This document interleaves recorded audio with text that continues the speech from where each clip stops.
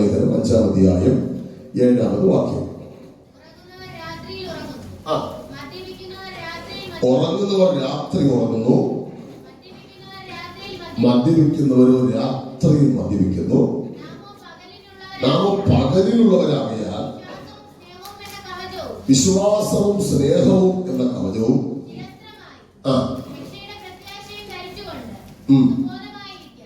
സുബോധമായിരിക്കാം.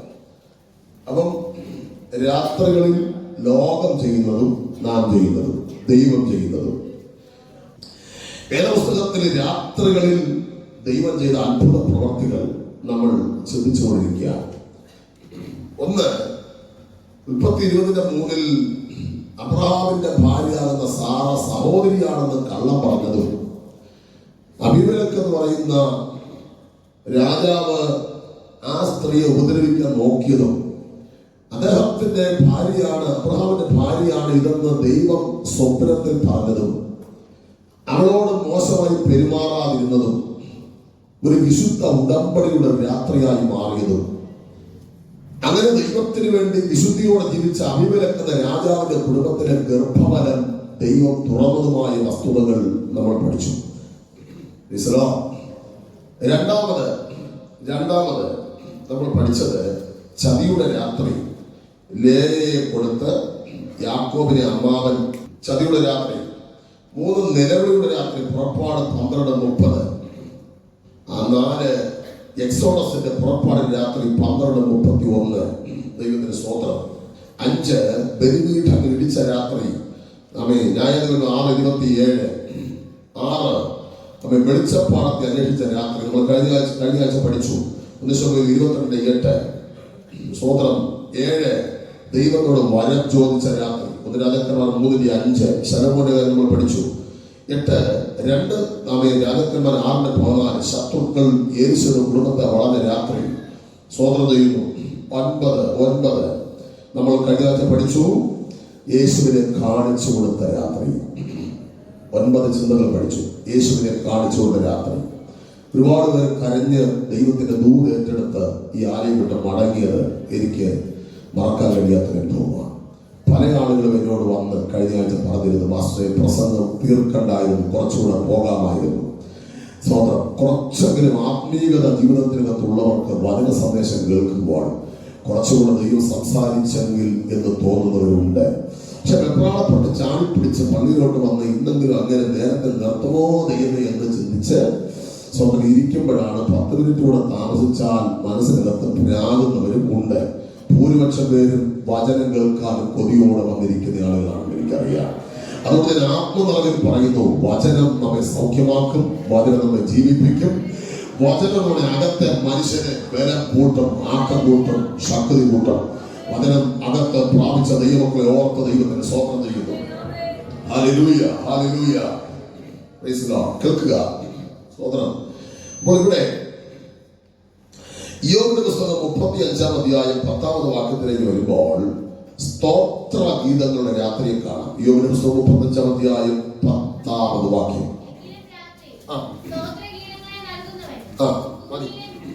മതി. ശരീരം ഒരു വ്രണങ്ങളാൽ ബാധിച്ച് മക്കൾ നഷ്ടപ്പെട്ട് കന്നുകാലി സമ്പത്തുകൾ മുഴുവൻ നഷ്ടപ്പെട്ട് ആടുപാടുകൾ നഷ്ടപ്പെട്ട് തകർന്നിരിക്കുന്ന ഒരു ഭക്തന് രാത്രി പാടാൻ കഴിയുമോ? രാത്രി സ്തുതിക്കാൻ കഴിയുമോ? ഇവിടെ ഇരിക്കുന്ന ചിലർ മറുപടി പറയും, പറ്റില്ല, എല്ലാം തകർന്നാൽ എങ്ങനെ സ്തുതിക്കാൻ പറ്റും? ഒരു രോഗം വിട്ടുമാറാതെ നിൽക്കുമ്പോൾ തന്നെ പ്രാർത്ഥന കുറയുന്ന ആളുകളെ എനിക്കറിയാം. സ്തോത്രം ചെയ്യുന്നു. ഒരു രോഗം കുടുംബത്തിൽ വരുമ്പോൾ നമ്മളൊക്കെ പാടും, പതറുകയില്ല ഞാൻ. പക്ഷേ പ്രശ്നം വരുമ്പോഴറിയാം നമ്മൾ പതറുമോ ഇല്ലയോ എന്ന്. പ്രതിസന്ധികൾ വരുമ്പോഴറിയാം. പ്രിയപ്പെട്ടവരെ, കഷ്ടം നമ്മുടെ ജീവിതത്തിൽ ദൈവം തന്നതാണ്. സ്തോത്രം പറയണം. യേശുവിനെ അറിഞ്ഞിട്ട് പ്രമാണത്തിൽ നിന്നിട്ട് നിനക്ക് കഷ്ടത വരുന്നെങ്കിൽ തമ്പുരാൻ അറിഞ്ഞു, തമ്പുരാൻ അനുവദിച്ചു. അത് കഴിയുമ്പോൾ ഏതോ ഒരു മഹത്വം അതിനകത്ത് വെളിപ്പെടുത്താനുണ്ട് ദൈവത്തിന്. ഒരിക്കലും നിങ്ങൾ വിഷമിക്കരുത്, ഒരിക്കലും പുറത്തെടുക്കരുത്. രാത്രികളിൽ പ്രതിസന്ധികളെ ഓർത്ത് കിടക്കാൻ വരുമ്പോൾ നിങ്ങൾ ദൈവത്തിന് സ്തോത്രം അത് പാട്ട് പാടണം. കാരണം കഷ്ടത തന്നത് ദൈവമാണ്, അവൻ വേദന തന്നത് ദൈവമാണ്.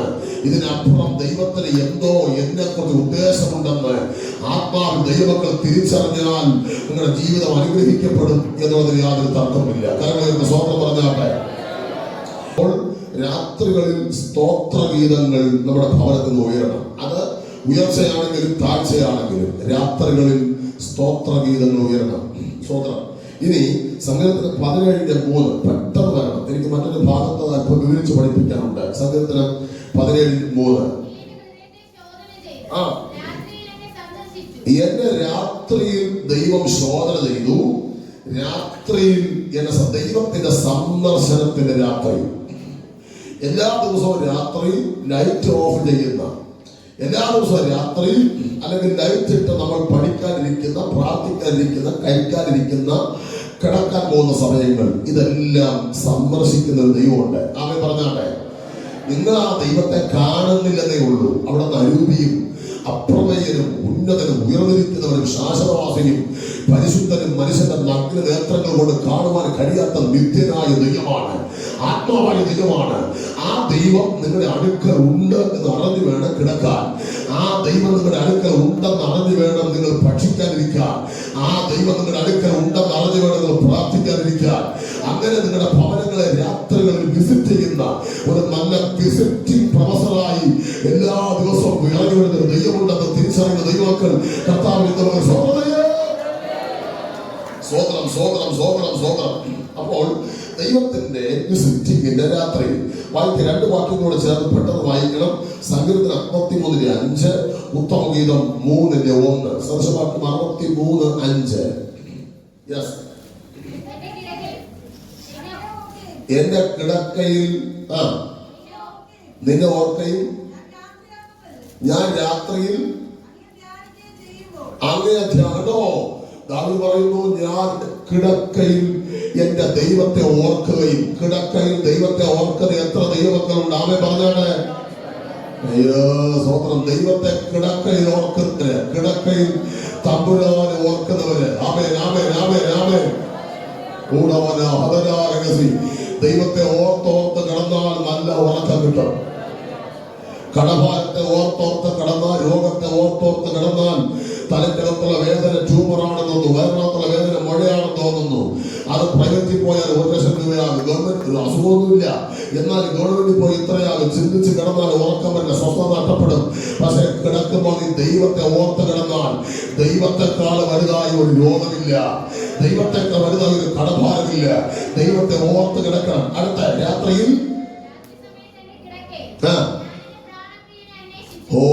രാത്രി ഉത്തമഗീതത്തിൽ പറയുന്നു, രാത്രിയുടെ കിടക്കയിൽ ഞാൻ എന്റെ പ്രാണപ്രിയനെ അന്വേഷിച്ചു. ദൈവമക്കളെ, നമ്മുടെ പ്രാണപ്രിയൻ 10,000 ശ്രേഷ്ഠനായ, സുന്ദരനായ, കോമള രൂപിയായ യേശുവിനൊപ്പം പകരം വയ്ക്കാൻ കൊള്ളാകുന്ന ഒരു മനുഷ്യൻ യഹൂദന്മാർ പോലും ലോകത്തിലില്ല. മക്കളെ, പകരം വയ്ക്കാൻ കഴിവുള്ള കരുത്തരായ സാരഥി ഉലകത്തിൽ ഇന്നുവരെ ഉണ്ടായിട്ടില്ല.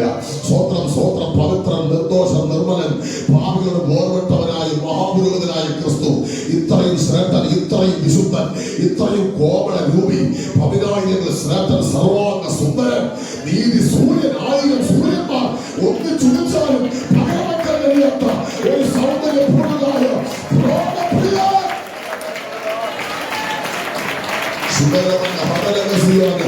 ഇന്ന് രാവിലെ യേശുവിന്റെ തേജസ് തിരിച്ചറിയുന്ന, യേശുവിന്റെ സൗന്ദര്യം തിരിച്ചറിയുന്ന അവരെ തുറന്ന് പറയട്ടെ,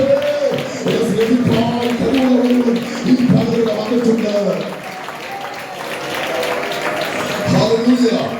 സ്നേഹിപ്പാൻ കഴിവുള്ള ഒരുവൻ ഇന്ന് പകരുടെ വന്നിട്ടുണ്ട്. ഞാൻ ആവർത്തിക്കുന്നു, എന്നെ സ്നേഹിപ്പാൻ കഴിവുള്ള ഒരുവൻ. സ്വോത്രം സ്വോത്രം സ്വോത്രം സ്വോത്രം. ഈ പകലിനെ പരിചയപ്പെടുത്തുന്നു. പ്രാണപ്രിയനായ കർത്താവ് നിങ്ങളുടെ കിടക്കയിൽ നിങ്ങൾ പ്രാണപ്രിയനെ ഓർക്കണം.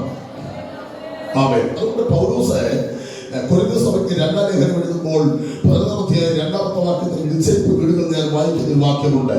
ഞാൻ ക്രിസ്തു എന്ന ഏക പുരുഷൻ നിങ്ങളെ വിവാഹം നിർമ്മല കന്യകയായി വിവാഹം നിശ്ചയം ചെയ്തിരിക്കുന്നു. എന്നാൽ സർപ്പം ഉപായത്താൽ ഹവ്വയെ ചതിച്ചതുപോലെ ക്രിസ്തുവിനോടുള്ള നിർമ്മലതയും ഏകാഗ്രതയും വിട്ടുകളഞ്ഞ് വശമായി പോകുമോ എന്ന് ഭയപ്പെടുന്നു. സർപ്പം ഉപായത്താൽ ഹവ്വയെ ചതിച്ചത് എങ്ങനെയാണ്? കാണാൻ കൊള്ളാകുന്നതും അനുഭവിക്കാൻ കൊള്ളാകുന്നതുമായതിനെ സ്വായത്തമാക്കുവാൻ ഹവ്വയ്ക്ക് ആജ്ഞ കൊടുത്ത് ധനമോഹം, ജഡമോഹം ഹൃദയത്തിനകത്ത് കൊടുത്ത് ഹവ്വയെ വശീകരിച്ച് സർപ്പം ഹവ്വയെ ഉപായത്താൽ ചതിച്ചു. ഇന്ന് അറിയണം, ഒരു ചതിയൻ പുറത്തുണ്ട്. പ്രാണപ്രിയൻ കൂടെ ഉണ്ടെങ്കിൽ ചതിയൻ നിങ്ങളെ തൊടുകയില്ല. പ്രാണപ്രിയൻ കൂടെ ഇല്ലെങ്കിൽ ചതിയൻ നിങ്ങളെ ചതിക്കും. മനസ്സിലാവുന്നുണ്ടോ? അത് പല രൂപത്തിലായിരിക്കും വരുന്നത്. സ്ത്രീയുടെ രൂപത്തിൽ വരാം, പുരുഷ രൂപത്തിൽ വരാം. വഴിയിൽ വെച്ച് നിനക്കുള്ള ഭാവിയെ തകർക്കാൻ, നാം നിനക്കുള്ള ദൈവ പദ്ധതിയെ തകർക്കാൻ. ഞാൻ കഴിഞ്ഞ ദിവസം ചെങ്ങന്നൂര് ഒരു ശുശ്രൂഷയ്ക്ക് വേണ്ടി കഴിഞ്ഞ ദിവസം കടന്നുപോയി. 21 ഉപവാസ പ്രാർത്ഥനയുടെ 16ാമത്തെ ദിവസം അവിടെ പ്രസംഗിച്ചു. പ്രസംഗം കഴിഞ്ഞപ്പോൾ അവിടുത്തെ പാസ്റ്റർക്ക് തോന്നി രാത്രി ഒരു കൗൺസിലിംഗ് കുഞ്ഞുങ്ങൾക്ക് കൊടുക്കണം.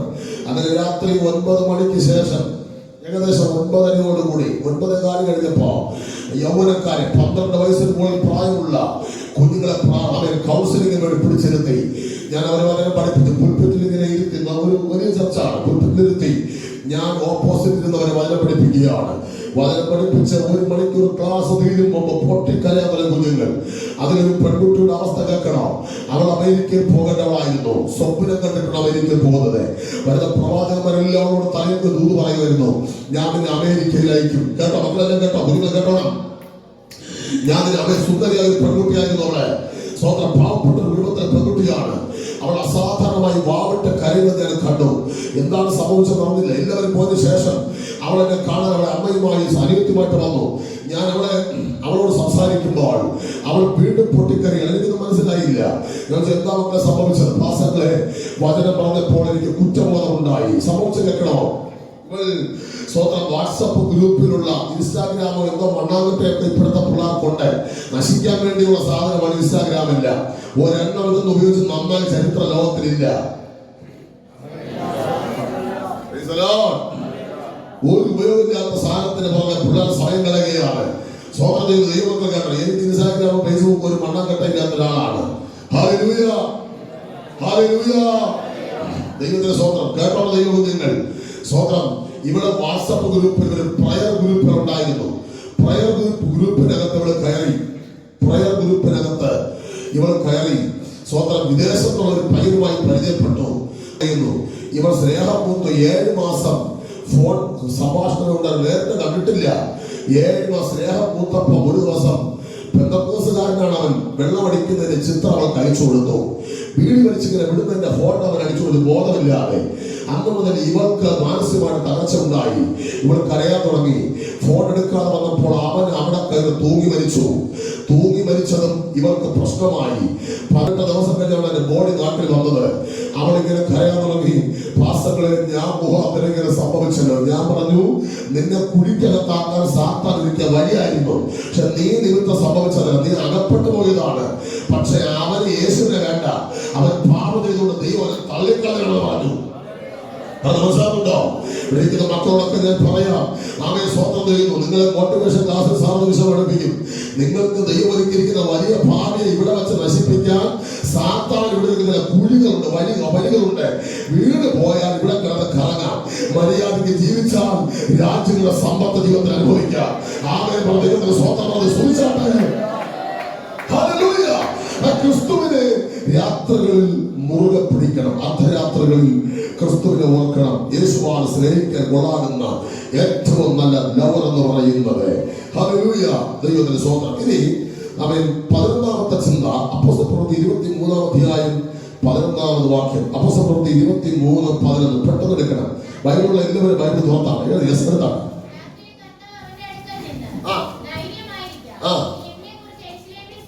രാത്രിയിൽ കർത്താവ് പൗലോസിന്റെ അടുക്കൽ വന്നിട്ട് ധൈര്യമായിരിക്കാം, നീ എന്നെ കുറിച്ച് യെരൂശലേമിൽ ഈ ദേശത്ത് സാക്ഷീകരിച്ചതുപോലെ റോമയിലും സാക്ഷീകരിക്കേണ്ടതാകുന്നു എന്ന് രാത്രിയിൽ എല്ലാവരും ബൈബിൾ തുറന്നതാണ് വിശ്വാസം. എനിക്ക് സഹോദരന്മാരെ അടുക്കലോട്ട് അത് കാണാൻ പറ്റുന്നില്ല. ഒന്നിടവരോടെ മറന്നിരിപ്പുണ്ട്. മൊബൈൽ ടവർ അവിടെ ഉള്ളതുകൊണ്ടാണ് ചുവരിങ്ങനെ ഉന്തി നിൽക്കുന്നത്.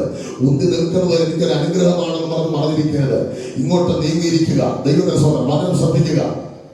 ഹല്ലേലൂയ. സാർ സ്കൂളിൽ പഠിപ്പിക്കുന്ന ഒരാളാണ്. ഈ മുഖത്ത് നോക്കിയിരുന്ന് പഠനം കേൾക്കുന്നതും നിങ്ങൾ കുനിഞ്ഞിരുന്ന് കേൾക്കുന്നത് രണ്ടും രണ്ടാണ്. കുനിഞ്ഞിരുന്ന് കേൾക്കുന്നത് കളലക്ഷണമാണ്. അല്ലേ? അല്ലേ? പാപികൾ നീതിമാന്മാരുടെ സഭയിൽ നിവർന്നിരിക്കൂല. അങ്ങോട്ടും ഇങ്ങോട്ടും കാര്യം പറഞ്ഞുകൊണ്ടിരുന്നാൽ സാറിന് വിഷമം വരുമോ?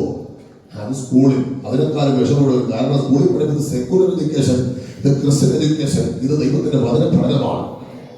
അപ്പൊ രാത്രി 11ാമത്തെ രാത്രി ദൈവം ധൈര്യപ്പെടുത്തിയ രാത്രി. ആമേൻ പറഞ്ഞാട്ടെ.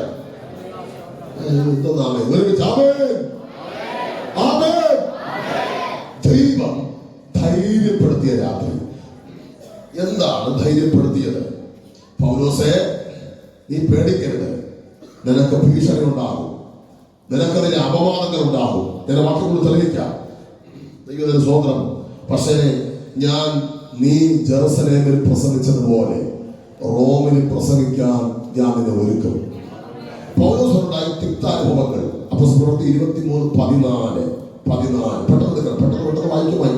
സഹോദരന്മാർക്ക് വായിക്കണം. ഒരു വാക്ക് സഹോദരിമാര് വായിക്കണം, ഒരു വാക്ക് സഹോദരന്മാരുടെ ഭാഗത്ത് വായിക്കണം, 4 വാരം വായിക്കണം. ഇപ്പൊ സഹോദരന്മാരുടെ ഭാഗത്ത് വായിക്കും. 23:14. പെട്ടെന്ന് പറഞ്ഞ വായിക്കണം.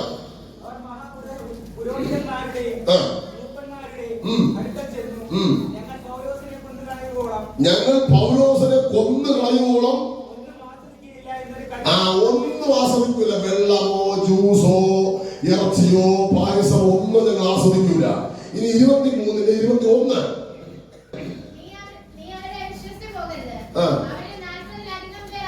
എല്ലാവരും പൗലോസ് എന്ന ഒരു ദൈവഭക്തന് വേണ്ടി 40 പേര് കമച്ചു കൂടി. 1-2 പേരല്ല, 40 പേര്.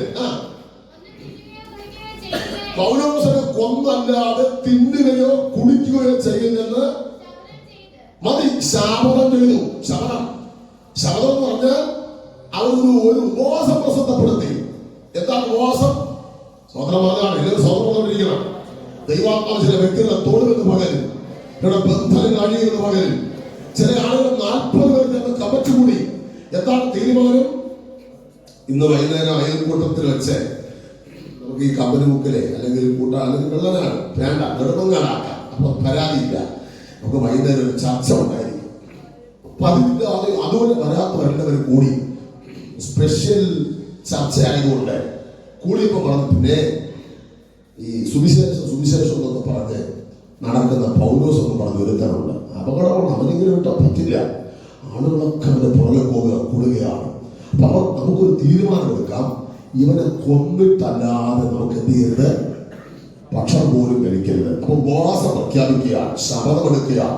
പൗലോസ് എന്ന അത്ഭുത ദൈവഭക്തനെ കൊല്ലാൻ വേർപെട്ട് വിശുദ്ധയും പ്രസംഗിച്ച ക്രിസ്തു തന്നെ ദൈവത്തിന് തെളിയിച്ച പൗലോസിനെ കൊല്ലാൻ 40 പേരുടെ കമ്മിറ്റി ഉണ്ടാക്കി.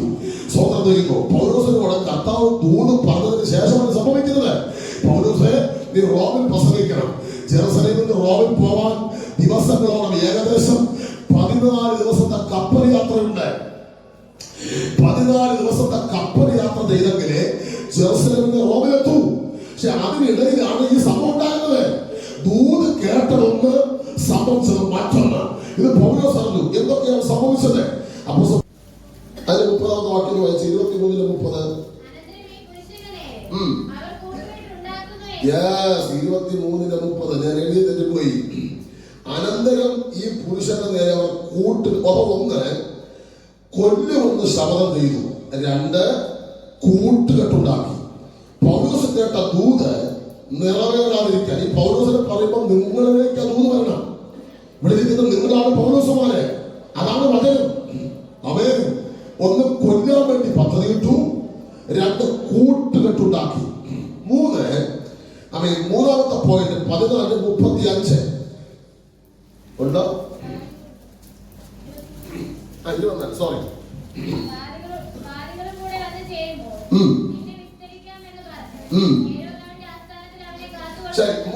പൗലോസിന് ഒരു കാര്യമില്ലാതെ കേസ് കൊടുത്തു, കോടതിയിൽ കയറ്റി. അന്നത്തെ കേസ് ഇന്നത്തെ പോലെ ഒന്നുമില്ല. ചുമ്മാ കേസ് കൊടുത്താൽ മതി, കോടതിയിൽ ഹാജരാക്കും. പൗലോസ് എന്തെങ്കിലും കുറ്റം ചെയ്തോ? ഒന്ന് പറഞ്ഞേ, എല്ലാവരും പറ. ചെയ്തു. എന്താണ് ചെയ്തത്? ക്രിസ്തുവിന്റെ മാർഗത്തെ സമൂഹത്തിൽ പ്രസംഗിച്ചു. അത് യഹൂദന്മാർക്ക് കുറ്റമാണ്. റോമ സാമ്രാജ്യം നിലവിലുള്ളപ്പോൾ മറ്റൊരു മതം അവിടെ ഉയരാൻ പാടില്ല എന്നുള്ളത് യഹൂദന്മാർക്ക് കുറ്റമാണ്. അതുകൊണ്ട് റോമൻ പടയാളികളെ എഴുന്നേൽപ്പിച്ച് പൗലോസിനെ കൊല്ലാൻ വേണ്ടി ഒരു കള്ളസാക്ഷ്യം പറയിപ്പിച്ച് പൗലോസിനെതിരായി കുറ്റം ഉണ്ടാക്കണം എന്ന് പറഞ്ഞ് കോടതിയിൽ കയറ്റി. അപ്പൊ ഒന്ന്, കൊല്ലുമെന്ന് ശപഥം ചെയ്തു. 2, കൂട്ടുകെട്ടുണ്ടാക്കി. 3, കോടതിയിൽ കയറ്റി. ഒത്തിരി തുള്ളിച്ചാടി ഈ ദൂത് തയ്യാറാക്കുമ്പോൾ ദൂത് പറഞ്ഞതും അവൻ പ്രതികൂലങ്ങൾ ആരംഭിച്ചു. വാക്തത്വമുള്ളവന് പ്രതികൂലമുണ്ട്. സ്വതന്ത്രം പറഞ്ഞുണ്ട്. പ്രതികൂലമില്ലെങ്കിൽ നിനക്ക് വാക്തത്വമില്ല. പ്രതികൂലം ഉണ്ടെങ്കിൽ നിനക്കൊരു ഉന്നത പദവിയിൽ എത്തിക്കാൻ ദൈവത്തിന് പ്ലാൻ ഉണ്ടെന്നാണ് അർത്ഥം. സ്വതന്ത്രം.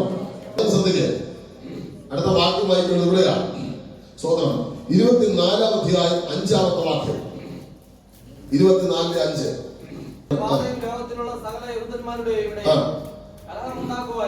ഈ പുരുഷന് ബാധ എന്ന് പറഞ്ഞു.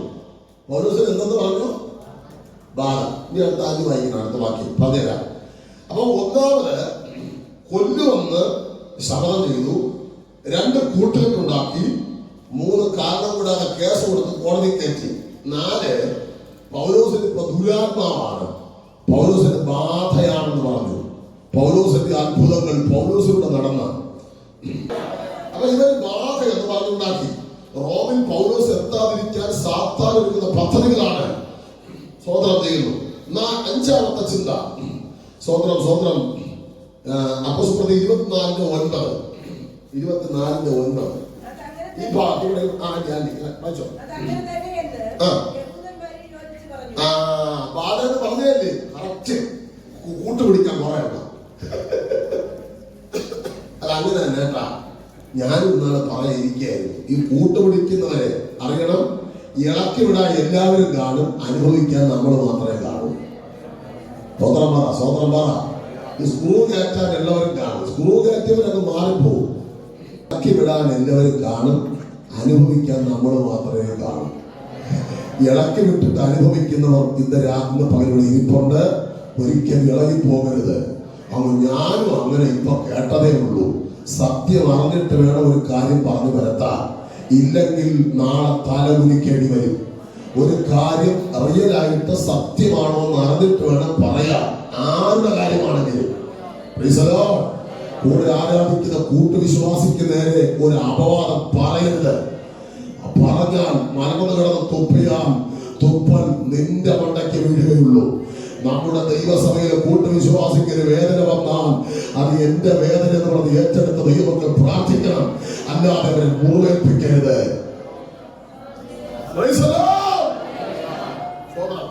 അപ്പം യഹൂദന്മാരെല്ലാവരും ഏറ്റുപറഞ്ഞു.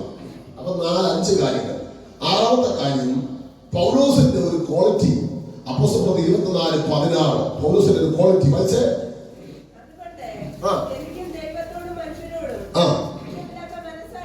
എനിക്ക് ദൈവത്തോടും മനുഷ്യനോടും കുറ്റമില്ലാത്ത മനസാക്ഷി.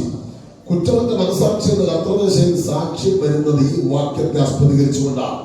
പൗലോസ് പറയുന്നു, എനിക്ക് ദൈവത്തോടും മനുഷ്യനോടും കുറ്റമില്ലാത്ത മനസാക്ഷിയുണ്ട്.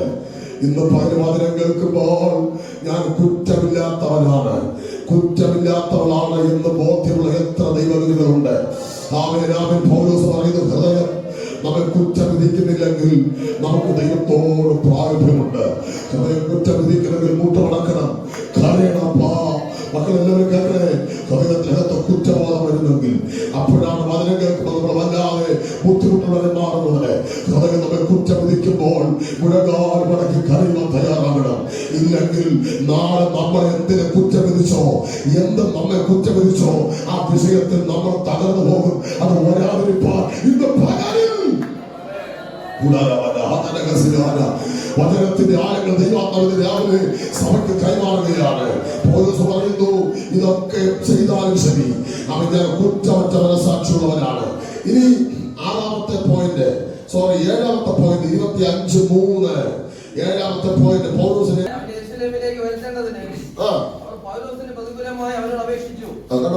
നല്ല സന്തോഷമുണ്ട് മാറി വായിച്ചപ്പോ. ആമേൻ. അപ്പം യെരൂശലേമിലേക്ക് വരുത്താൻ അപേക്ഷിച്ചു.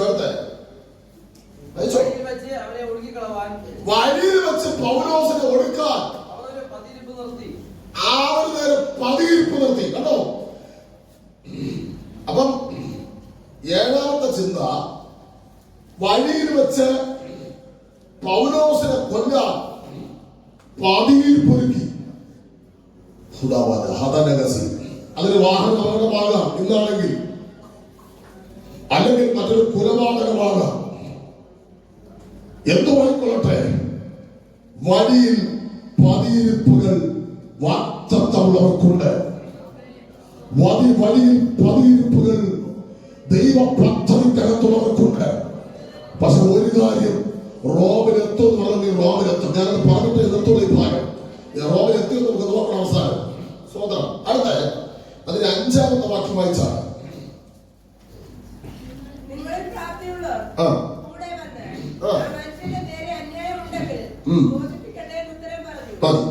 എന്ന് പറഞ്ഞ് ഈ ഫെസ്തോസിന്റെ മുമ്പിൽ വന്ന്, എനിക്കിത് ഒത്തിരി വിവരിച്ച് പഠിപ്പിക്കണമെന്നുണ്ട്, പറ്റുന്നില്ല, സമയം അനുവദിക്കുന്നില്ല.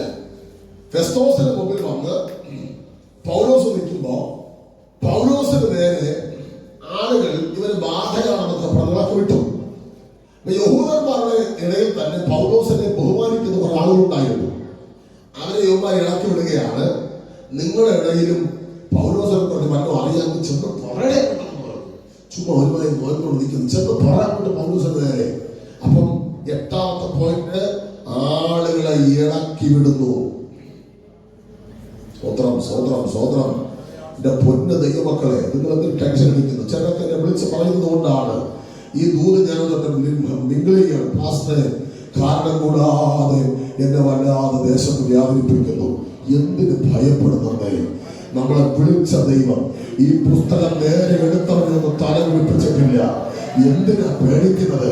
വിളിച്ചത് ഇവിടുത്തെ ഭൂമിയിലെ അപ്പനും അമ്മയല്ല, വിളിച്ചത് സ്വർഗത്തിലെ അപ്പനാണ്.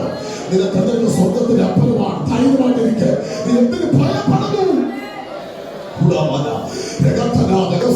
ചില ഹൃദയത്തിന്റെ കണ്ണുനീര് കണ്ടിട്ടാണ് നിങ്ങൾ സംസാരിക്കുന്നത്, എനിക്കറിയാം. ആളുകളെ ഇളക്കി വിട്ടു. പിന്നെ അടുത്ത് സ്വതന്ത്രം. ഇതൊക്കെ വന്നെങ്കിൽ എന്ത് സംഭവിച്ചു?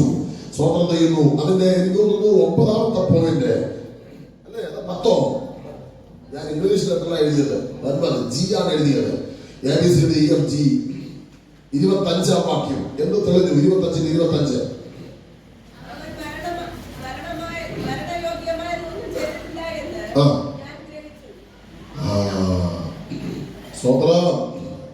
അതിന്റെ കാര്യമില്ല. കേൾക്കണേ, അവൻ മരണയോഗ്യമായതൊന്നും ചെയ്തിട്ടില്ലെന്ന് ഗ്രഹിച്ചു.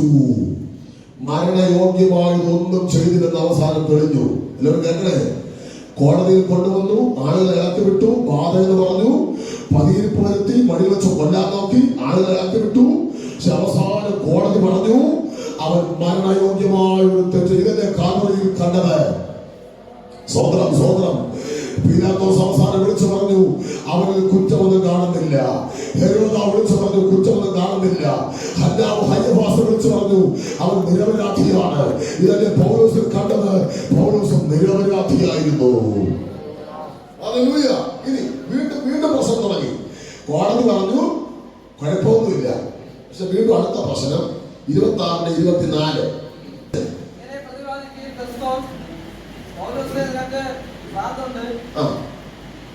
പൗലോസിനെ അടുത്ത 10-ാമത്തെ പോയിന്റ്, ഭ്രാന്തൻ എന്ന് മുദ്രകുത്തി. പറയുന്ന ആരും കോടതിയിലെ ജഡ്ജി, നീ മരിക്കുന്നതൊക്കെ കുറ്റമൊന്നുമില്ല, പക്ഷെ നിനക്ക് ചില സമയത്ത് ഒരു വട്ടളാവും.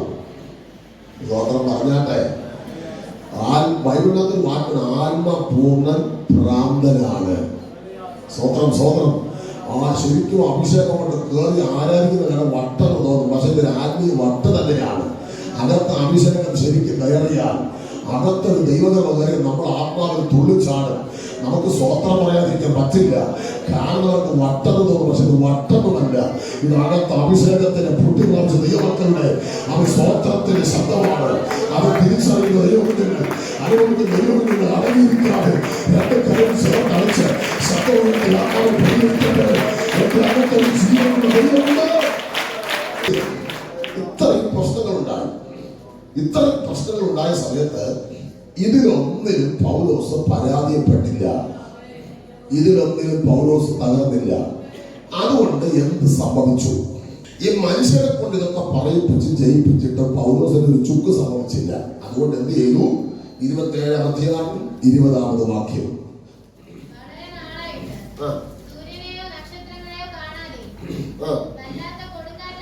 ഈ വാക്യം റോമിലേക്ക് കപ്പൽ യാത്ര പോകുന്നു. പെട്ടെന്ന് കൊടുങ്കാറ്റടിച്ചു.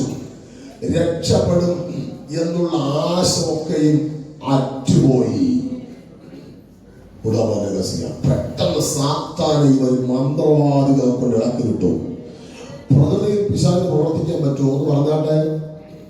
പ്രകൃതിയിൽ സാത്താൻ പ്രവർത്തിക്കാൻ പറ്റുമോ? ഈ മഴയിലും മഞ്ഞിലും സൂര്യപ്രകാശത്തിലും സാത്താൻ പ്രവർത്തിക്കാൻ പറ്റുമോ ഇല്ലയോ? പറ്റുമോ? ഇത് നിയന്ത്രിക്കുന്ന ദൈവമല്ലേ?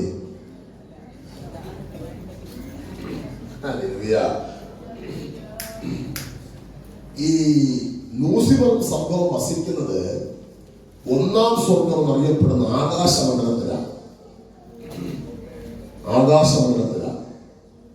ആകാശ വിധാനത്തിന്റെ മേൽ ഇവര് പ്രവർത്തിക്കാൻ കഴിയും.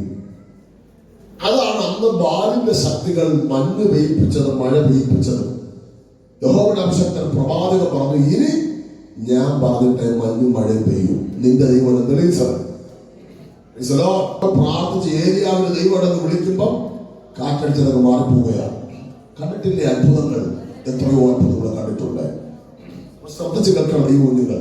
ഉത്തരം ചെയ്യുന്നു. പ്രകൃതിയെ ഇളക്കി വിട്ടു, കാറ്റടിപ്പിച്ചു. പൗലോസിന്റെ കൂടെ 266 പേരുണ്ടായിരുന്നു. 266 പേരുള്ള ഗ്രൂപ്പിനെ കടലിൽ മുക്കാൻ ഒരുക്കി. കാറ്റിനെ ഇളക്കി വിട്ടു. പടകുലയുകയാണ്. അതിന്റെ അർത്ഥം കുടുംബജീവിതം തകരുന്ന ഒരു പ്രശ്നം. കുടുംബജീവിതത്തിനകത്ത് കലക്കം, വഴക്ക്. അതിലേക്ക് ഞാൻ വിവരിച്ചുകൊണ്ടത് പെട്ടെന്ന് വിവരിക്കുന്നില്ല എന്ന് പറഞ്ഞാൽ പെട്ടെന്ന് ഫാമിലിക്കകത്തൊരു പ്രശ്നം, പ്രതീക്ഷിക്കാത്തൊരു സംശയരോഗം, പ്രതീക്ഷിക്കാത്തൊരു പ്രതികൂലം. കുടുംബജീവിതത്തിനകത്ത് അപ്പോൾ മക്കൾ ബന്ധങ്ങളിൽ, മാതാപിതാക്കൾ ഭാര്യമക്കൾ ബന്ധങ്ങൾ ഉണ്ടാകുമ്പോൾ അറിയണം, ഏതോ ഒരു വാക്തത്വത്തിന് എത്തുമ്പോൾ കൊല്ലാൻ ശത്രു വഴിയിൽ പതിയിരിക്കുക. പൗലോസിന് പോലും തോന്നിപ്പോയി രക്ഷപ്പെടും എന്നുള്ള ആശ. ഇന്നലെ കൊച്ചിയിൽ ഒരു കപ്പൽ ദുരന്തമുണ്ടായി. നിങ്ങൾക്കറിയാം, രാമേശ്വരം കരയിൽ നിന്ന് ഏകദേശം 70 കിലോമീറ്റർ മാറിയാണ് ഇവിടെ നിന്ന് നാഗർകോവിൽ അല്ലെങ്കിൽ കൊട്ടാരക്കരയിൽ എത്തുന്ന. അത്രയും ദൂരം മാറി കടലിൽ കപ്പൽ മറഞ്ഞു. കപ്പലിലുള്ള പല ചരക്കുകളും മുങ്ങിത്താണു. 21 പേര് അത്ഭുതകരമായി രക്ഷപ്പെട്ടു. ചരക്ക് കപ്പലായിരുന്നു. നമ്മൾ നിൽക്കട്ടെ, സ്വതന്ത്രം ചെയ്യുന്നു. കപ്പലിൽ രക്ഷപ്പെടുമെന്നുള്ള ആശ ഒക്കെ. ഇത് ഞാൻ ചോദിക്കട്ടെ, അന്ന് ഇത്രയും ടെക്നോളജി ഇല്ല. ഇന്ന് ടെക്നോളജി വലുതായി അല്ലേ? ഇഷ്ടംപോലെ കപ്പലുകൾ UK പോയപ്പോ കണ്ടു. സൗത്താംപ്ടൺ എന്ന സ്ഥലത്താണ് ഞാൻ താമസം. സൗത്താംപ്ടൺ, അവിടെയാണ് ടൈറ്റാനിക് കപ്പൽ തകർന്ന് താണുപോയത്. ദൈവം വിചാരിച്ചാൽ പോലും ഈ കപ്പലിനെ താഴ്ത്താൻ കഴിയില്ലെന്നാണ് അതിന്റെ മാലുമി പറഞ്ഞത്. പക്ഷേ ഒരു മഞ്ഞ് കട്ടയിലൂടെ അത് തകർന്നു പോയി. വേശ്യാവൃത്തിയും അഴിഞ്ഞാട്ടവും നഗ്ന നൃത്തവുമായിരുന്നു അവരകത്ത് പ്രധാനമായിട്ട് ഉണ്ടായിരുന്നതാണ് ചരിത്രം. ആ പാപം നിറഞ്ഞ ആ ടൈറ്റാനിക് കപ്പലിനെ മുക്കി ഇന്നും ടൈറ്റാനിക് കപ്പൽ വെള്ളത്തിനടി കിടക്കുന്ന അവശിഷ്ടം എടുത്തിട്ടില്ല. കോടികൾ വിലയുണ്ട്. അവർ പറയുന്നത്, ചോദിച്ചപ്പോൾ പറഞ്ഞത്, അത് എടുക്കുന്ന പണമുണ്ടെങ്കിൽ അതുപോലെ 2 കപ്പൽ ഉണ്ടാക്കാം. ടൈറ്റാനിക്കിന്റെ ഒരു മ്യൂസിയം ഇന്ന് സൗത്താംപ്ടണിലുണ്ട്. ഭയത്തോളം സ്വതന്ത്രയിൽ ഇത്രയും ടെക്നോളജിയുള്ള കാലത്ത് ഇന്നലെ ആ കപ്പൽ മറന്നെങ്കിൽ പൗലോസിന്റെ കാലത്തുള്ള കപ്പൽ പൈക്കപ്പലാണ്. യമഹയുടെ മോട്ടോർ കപ്പലല്ല. നിങ്ങൾ മനസ്സിലാകുന്നുണ്ടോ? നമ്മൾ യാത്ര ചെയ്ത ബോട്ടിൽ വരെ സ്വതന്ത്രയിൽ ഇന്നത്തെ ടെക്നോളജിയാണ്, കമ്പ്യൂട്ടർ ടെക്നോളജിയാണ്. അതിനെ നിയന്ത്രിക്കാൻ വരെ കയ്യിൽ ആളുണ്ട്. ഏതുവരെ പോകുന്നു, എവിടെയെങ്കിലും അപകടം പറ്റിയ പെട്ടെന്ന് സിഗ്നൽ കിട്ടാൻ വാട്സ്ആപ്പ് മെസ്സേജ്, മൊബൈൽ ടവർ കിട്ടും. പക്ഷെ പൗലോസിനകത്ത് ഇതൊന്നുമില്ല. എന്നിട്ടും ആടി ഉലഞ്ഞ 266 ആളുകൾ മരിക്കുമെന്ന് വിചാരിച്ചത് മരിച്ചില്ല. എന്താ കാരണം? പൗലോസ് അഭിഷക്തനുള്ള ദൈവത്തിന്റെ വാഗ്ദത്തം ഇന്ന് പല തിരിച്ചറിഞ്ഞോടെ ആഴത്തിൽ കേൾക്കണം. ഇത് 3 ഘട്ടങ്ങൾ അവൻ നിറവേറുന്നുണ്ട്. ആ നിറവേറുന്നുണ്ട്. നിനക്ക് ശുദ്ധം സംഭവിക്കുകയില്ല. വിശ്വസിക്കുന്നവരെ ദൈവത്തെ സ്വന്തമാക്കട്ടെ.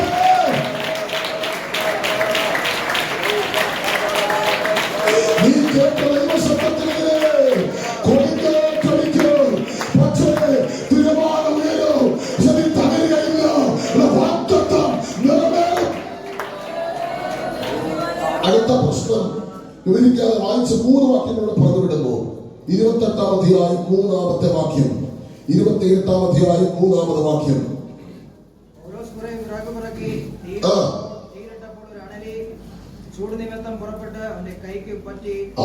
എന്ത് സന്തോഷം! മാറുമാറും എല്ലാവരും വചനം വായിക്കുമ്പോൾ സന്തോഷം. അടുത്ത പ്രശ്നം, പൗലോസിനെ അണലി കയറി പിടിച്ചു. സാത്താൻ കാറ്റിനെ, മകന് മനസ്സിലാക്കേണ്ട ദൂത്, കാറ്റിനെ ഇളക്കി വിട്ട് കടൽ കൊണ്ട് ഇളകി പടകിനെ മുക്കാൻ നോക്കി. കപ്പലിനെ തകർന്നില്ല. ഇപ്പൊ പൗലോസിനെ ഡയറക്റ്റ് പിടിക്കുക. നീയാണ് വാക്തത്വ വിഷയം.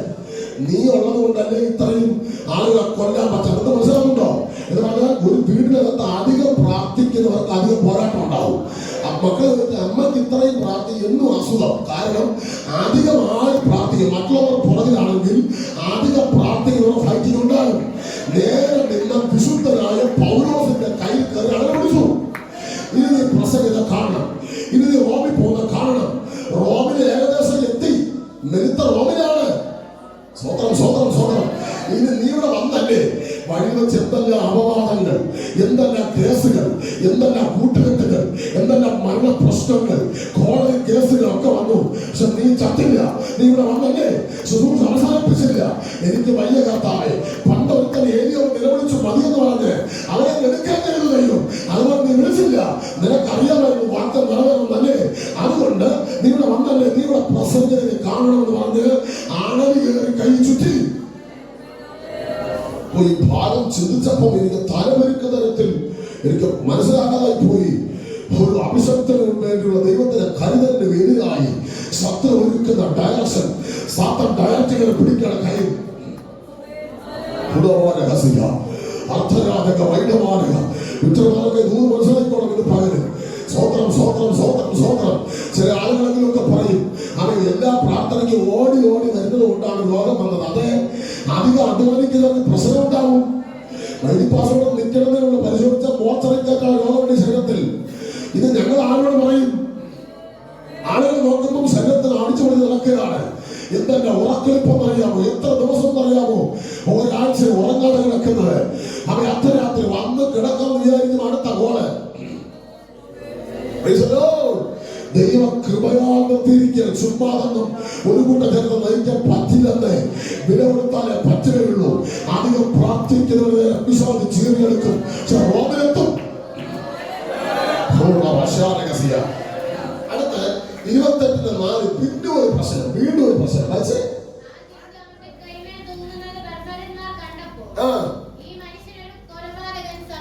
വീണ്ടും ഒരു അപവാദം. ഉപദേശിക്ക് വല്ലതും പറ്റിയ പറയും ഉപദേശി പാപം ചെയ്തിട്ടാണെന്ന് പറയും. അതാണ് അത് പൗലോസിനെ അങ്ങനെ വിളിക്കാൻ കാര്യം. എന്താണ്? പുള്ളി ഒരു കൊലപാതകൻ. കൊലപാതകൻ. പൗലോസ് ഒരു കൊലപാതകൻ. പൗലോസ് കൊലപാതകനായിരുന്നോ? വിശുദ്ധനായിരുന്നു. വീണ്ടും അപവാദം. പക്ഷെ എന്ത് സംഭവിച്ചു? 28-16 സഹോദരന്മാരുടെ ഭാഗത്ത് വായിച്ച് ബൈബിൾ നടക്കാം. 28-16 എന്ത് സംഭവിച്ചു? റോമയിലെത്തിയ ശേഷം റോമയിലെത്തിയ ശേഷം എന്താ പറഞ്ഞത്? 23:11 വായിച്ചേ ഒന്നുകൂടെ. 23:11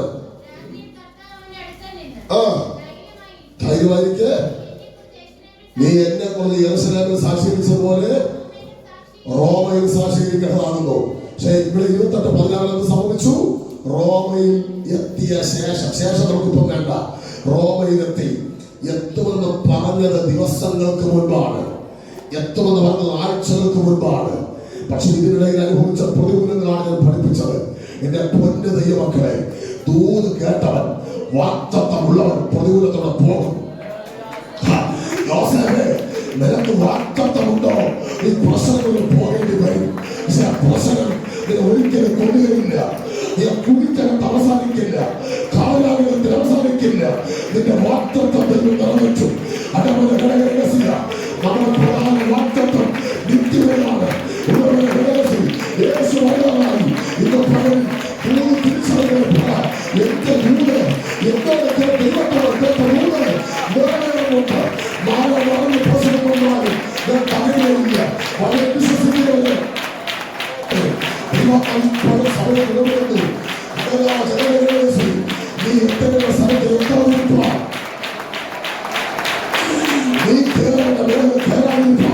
ശത്രു നിരക്കുന്നത്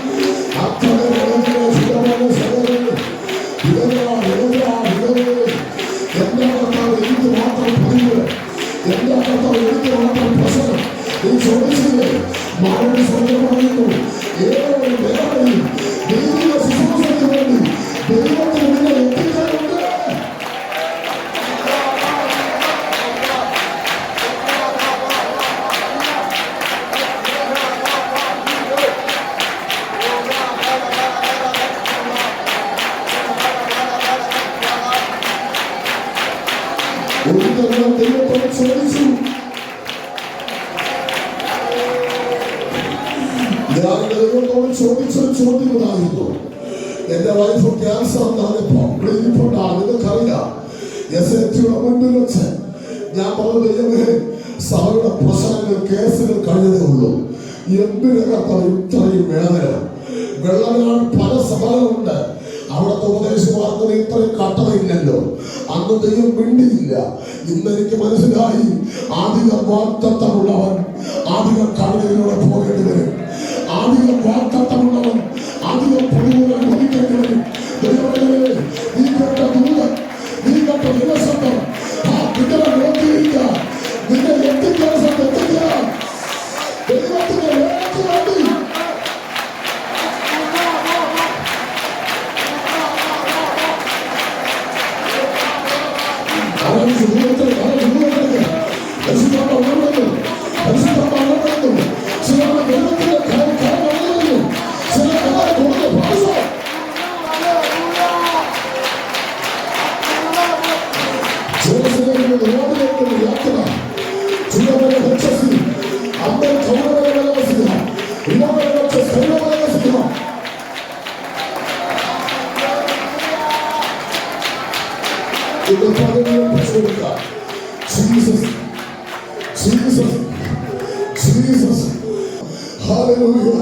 എല്ലാ പ്രതികൂലങ്ങളും മാറും. ശുഭദിനമാഗതമാണ്. ഈ പാട്ട് എല്ലാവർക്കും അറിയാം.